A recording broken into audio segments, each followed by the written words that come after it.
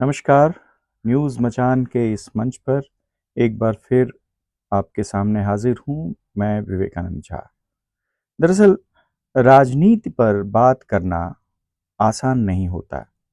ये एक ऐसा विषय है भारत और उसमें भी बिहार के संदर्भ में कि आप कह सकते हैं कि राजनीति बच्चों को घुट्टी में पिलाई गई हो।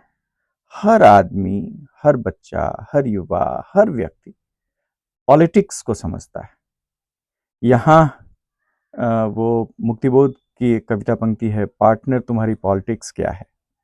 तो ऐसा जब आप राजनीति पर कुछ बोल रहे होते हैं तो जो चुप होकर आपकी तरफ देख रहा होता है, आपकी बात सुन रहा होता है, उसकी आंखों में यह प्रश्न लगातार आपको दिखेगा कि पार्टनर तुम्हारी पॉलिटिक्स क्या है।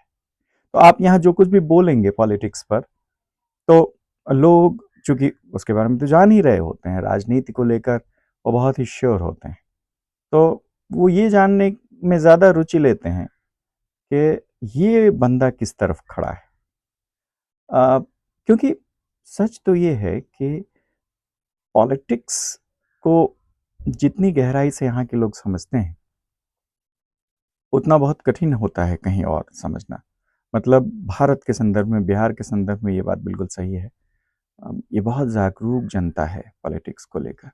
लेकिन चूंकि विसंगतियाँ भी इतनी हैं, धार्मिक, राजनैतिक, आर्थिक, सामाजिक, मतलब हर स्तर पर जो भी समाज और संस्थागत विसंगतियाँ होती हैं, वो इतनी ज़्यादा हैं कि वो भी बहुत प्रभावी ढंग से सोचने की दिशा तय करते हैं। तो ज़ाहिर है बड़ा ही जटिल हो जाता है किसी का मन टटोलना, जहाँ तक कि राजनीति का सवाल है। और किसको चुनाव में किसको वोट देंगे, ये उनसे जानना कठिन होता है। लेकिन मुकम्मल तौर पर यदि आप एक बृहद चेहरा देखना चाहें, तो फिर इतना कठिन नहीं है पॉलिटिक्स को, बिहार की पॉलिटिक्स को समझना। इधर जो लालू जी जब सत्ता में आए, तो उन्होंने पिछड़े लोगों को एकत्रित किया और कांग्रेस पार्टी से वो जो मुसलमानों का मत है, उसको भी अपने पाले में किया। तो पिछड़ों और जो मुसलमानों का वोट है, वो उन्होंने कांग्रेस से लिया। कांग्रेस से मोहभंग हुआ होगा या हुआ, तो वो लालू के खेमे में आए। अब लालू ने उन पिछड़ों और एमओआई समीकरण की मदद से सत्ता का संचालन किया और वो बेलगाम हो गए। और वे पिछड़े खास करके जो हिंदू पिछड़े थे, क्योंकि मुसलमान पिछड़ों ने तो अपने चुनावी पैटर्न से स्पष्ट कर ही दिया है कि उनका पिछड़ा होना वोट का मूल मुद्दा नहीं होता है। उनका जो जिनको कि कट्टर और सांप्रदायिक चेहरा वो समझते हैं, उनको कैसे हराया जाए, किसके साथ जाने से सांप्रदायिक चेहरे किनारे हाशिए पर रहेंगे, वही उनका कंसिडरेशन होता है। लेकिन पिछड़े जो हैं वो इस तरह से तो नहीं सोचते।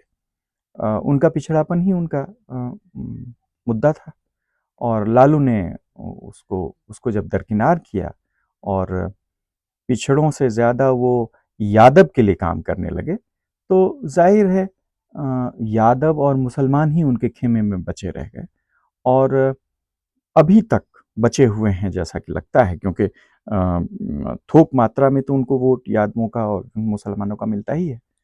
तो जो उस पिछड़े वर्ग में जिसमें यादवों के साथ पैरी, कुर्मी, तमाम तमाम जातियाँ, एक आध जातियाँ हो तो नाम गिनाए लोग, वो उनके साथ था। उनका जब मोहभंग हुआ तो नीतीश बाबू ने उनका जो वो पिछड़ा वर्ग था, उसमें उन्होंने बताया कि भाई सिर्फ पिछड़ा नहीं होता है, अति पिछड़ा भी होता है।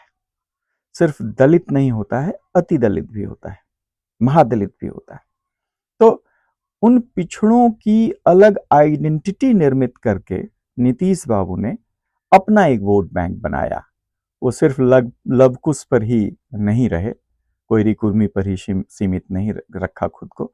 उन्होंने पिछड़े वर्ग के बड़े चंक को अपनी अलग पहचान दी, महादलित और अति पिछड़ा कह के। और मुसलमानों में भी कुछ लोगों को तो उन्होंने अपने चाल चरित्र और चेहरे से अपने साथ किया। उसमें भी जो जो पसमानदा, बहुत ही ज़मीन से जुड़े जो मुसलमान, ज़मीन पर हाशिए पर जो मुसलमान थे, उन्होंने भी उनका वोट बैंक बनने में हामी भरी और उनको वोट देते रहे। और फिर मुझे लगता है कि नीतीश बाबू ने इस बात को अच्छे से समझा कि वोट बैंक में विभाजन जरूरी है, तभी लालू को किनारे किया जा सकता है और अपनी पकड़ बनाई जा सकती है बिहार के पॉलिटिक्स में। और यही कारण है कि जैसे जब युवा की बात करते हैं, जब आज से 20 साल 25 साल पहले जब हम युवा की बात करते थे, तो युवा का मतलब लड़के हुआ करते थे, मतलब अवचेतन मन पर। तो जाहिर है परिभाषा में तो नहीं होगा, लेकिन अवचेतन मन पर हम ये समझते थे युवा मतलब लड़के, जो युवा है।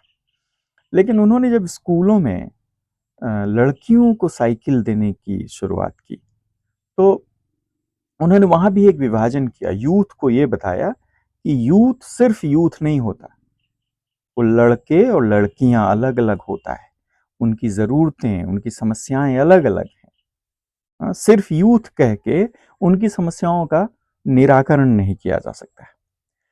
फिर एक वो पहचान बनी। उसके बाद उन्होंने, मुझे लगता है कि शराब पीने वाले और शराब पिए हुए शराबी से पिटने वाले दो वर्गों को आइडेंटिफाई किया।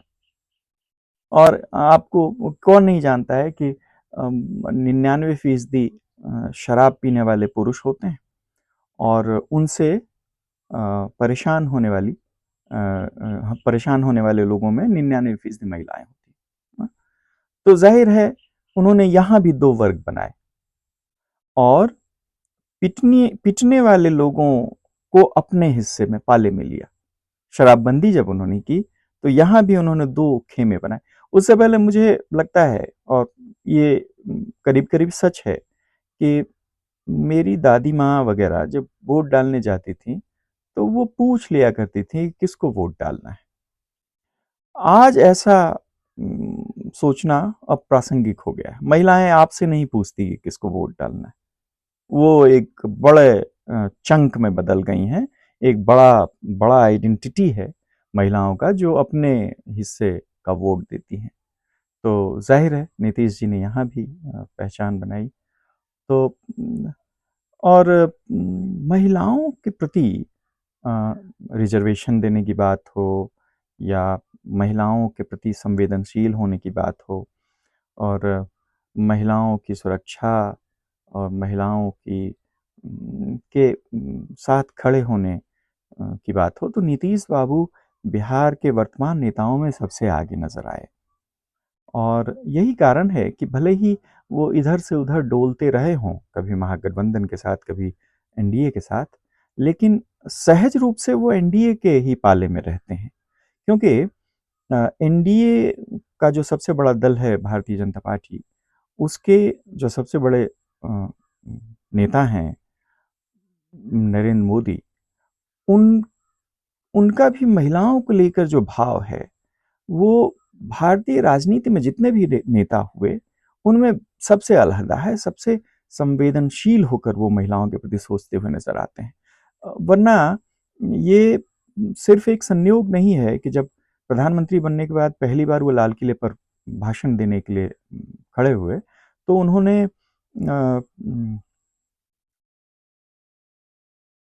यह कहा कि जब आपके घर लड़का शाम में देर रात लौटता है तो उससे आप पूछें कि कहाँ थे।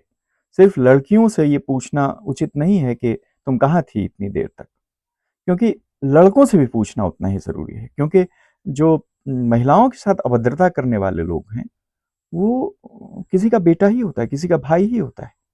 तो इसीलिए उनसे पूछना भी उतना ही ज़रूरी है कि अ, तुम इतनी रात कहाँ थे? इसके बरक्स आप देखिए ममता बनर्जी जो अभी बोल रही हैं, लड़कियों से पूछ रही हैं कि इतनी रात तुम कहाँ घूम रही थी? तो ये वो पुरानी जो स्थिति है, वो है। अ, उम, और मतलब बलात्कार के लिए भी ये महिलाओं को दोषी ठहरा देने की प्रवृत्ति, वो पुरानी प्रवृत्ति है। जो महिलाओं के प्रति संवेदनशील होगा, वो मोदी जैसा सोचते हैं वैसे सोचेगा। इसीलिए मोदी महिला आरक्षण को लेकर और महिला स्वास्थ्य को लेकर, महिलाओं की सुरक्षा को लेकर, देखिए महिलाओं की सुरक्षा को लेकर शौचालय कितना ज़रूरी हिस्सा होता है, ये तो नरेंद्र मोदी ने हमको बताया आज से 10-11 साल पहले। इससे पहले हमको नहीं पता था कि या हमको हमारे मन में ये बात इतनी नहीं घर कर गई थी कि शौचालय जो है वो उसको क्या तो उन्होंने नाम नाम दिया है, प्रतिष्ठा के साथ, सम्मान के साथ जोड़ा है। ये शौचालय को सम्मान के साथ हम नहीं जोड़ते थे। ये एक व्यक्ति जो सवर्ण नहीं है, हाँ, हमारे यहाँ तो सारा बेहतर कुछ भी जो हो रहा है, उसका ठेका तो सवर्णों ने ले ले रखा था ना। पर ये एक पिछड़े वर्ग से आने वाले व्यक्ति ने हमको बताया कि महिला की सुरक्षा होती है। सवर्ण महिला और पिछड़ी महिला इससे कोई लेना-देना नहीं। महिलाओं की सुरक्षा, महिलाओं का सम्मान होता है और उसके लिए सवर्ण ही सोचेंगे ऐसा नहीं है। हो सकता है ये थोड़ा बहुत दूर की कौरी आपको लगे, लेकिन मेरा जो कहने का भाव है वो आप समझने की कोशिश करिए। जो कुछ भी अच्छा करेंगे वो सवर्ण ही करेंगे। ये प्रवृत्ति जो है वो टूटते-टूटते टूटी है। नरेंद्र मोदी जब कुछ भी अच्छा बोलते थे और आज भी जो विपक्ष में बहुत सारे नेता नरेंद्र मोदी को मूर्ख और जाहिल और पता नहीं क्या-क्या कहते हैं, उनमें ये भाव भी होता है। आप देखेंगे वो सवर्ण हैं और उनको ये बुरा लगता है कि एक पिछड़ा व्यक्ति जो है उनको शिक्षा दे रहा है। और देखिए भले ही वो महिलाओं की इज्जत की बात कर रहा हो, लेकिन वो उनको बुरा लग जाता है क्योंकि अभी वो सवर्ण और अवर्ण के चक्कर में पड़े हुए हैं। बहरहाल बात मैं दूसरी तरफ ले जाऊं तो मैं ये कह रहा था कि एनडीए के साथ नीतीश बाबू का खड़ा होना जो है वो स्वाभाविक लगता है। नीतीश बाबू जिस तरह से सोचते हैं महिलाओं को लेकर, मुझे लगता है कि मोदी के साथ खड़ा होना वो ज्यादा अच्छा है। भले ही जहाँ तक तथाकथित धर्मनिरपेक्षता का सवाल है, उस विषय पर वो टकराते रहे हैं नरेंद्र मोदी से और इसमें वोट बैंक का भी अपना योगदान है। लेकिन सहज तो है कि जब वो और सीधी बात है, भाजपा के साथ नीतीश बाबू जब रहे हैं तब ज़्यादा सहज रहे हैं और इससे बड़ा उदाहरण क्या हो सकता है कि नीतीश बाबू जब पिछले 2-3 सालों से सार्वजनिक रूप से बहुत नहीं दिखते हैं और जब उनके मानसिक और शारीरिक स्वास्थ्य पर विपक्ष हमला भी बोलता है, तो भी नीतीश बाबू नेपथ्य में रहकर भी बहुत ही सहज होकर उनकी पूरी पार्टी सहज होकर नरेंद्र मोदी के साथ खड़ी नजर आती है। तो ये जो एनडीए का जो गठबंधन है वो बड़ा ही मजबूत है और इससे स्पष्ट है कि इस चुनाव में भी इस गठबंधन को कोई हिला नहीं सकता है और सत्ता का संतुलन नीति बिहार में सत्ता का संतुलन जो है वो नीतीश बाबू के ही जिम्मे आता है। वो जिसके साथ होंगे उसी का पलड़ा भारी रहेगा। तो नीतीश बाबू वो बल हैं जो जिधर भी जाके बैठ जाए पलड़ा उधर ही झुकेगा। तो जाहिर है इस बार भी पलड़ा नीतीश बाबू के पक्ष में ही झुकेगा, एनडीए के पक्ष में भी झुकेगा, ये तो तय है। हम जब अगली बार बातचीत के लिए बैठेंगे तो ये देखेंगे कि इस एनडीए के विरोध में जो पार्टियां खड़ी हैं वो इस महिला और महिला सम्मान के विषय पर और अन्य कई बिंदुओं पर किस तरह से रुख में परिवर्तन कर सकती हैं। तो मैं विवेकानंद झा आपसे विदा मांगता हूं और चाहता हूं कि आप मेरे इस न्यूज़ मचान को अपना आशीर्वाद, अपना अपना प्रेम प्रदान करें। तो इसके साथ ही विदा। प्रणाम।